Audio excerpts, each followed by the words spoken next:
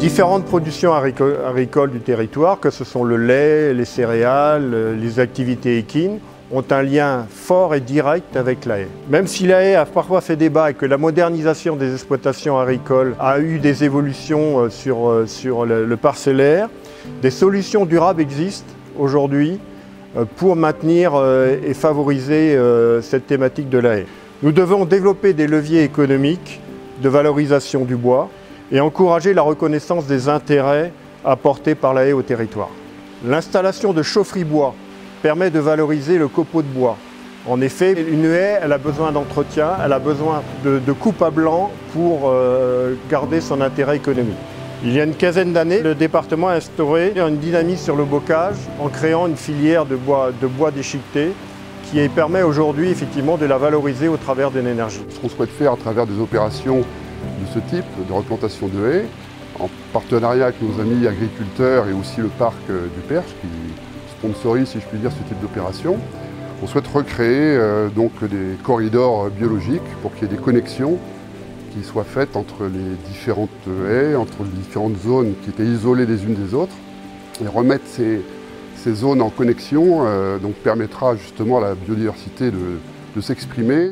L'avantage de la haie, on a une demande sociétale importante par rapport aux pesticides.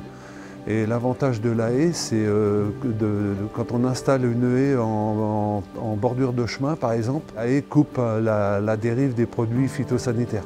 Alors nous avons depuis plusieurs générations déjà des habitudes de plantation sur la ferme. En regardant les historiques, on s'aperçoit que tous les 10 ans, en fait, on a besoin de toucher à nos arbres, d'en planter, on en coupe également.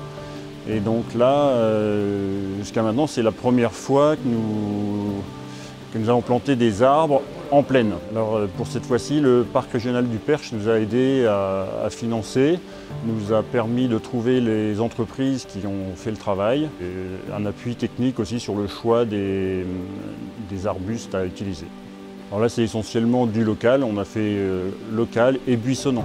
Donc sureau, viorne, voilà, tout ce qui se trouve en Noé classique. Aussi bien le monde de la chasse que le monde agricole, à mes yeux, est essentiellement menacé aujourd'hui.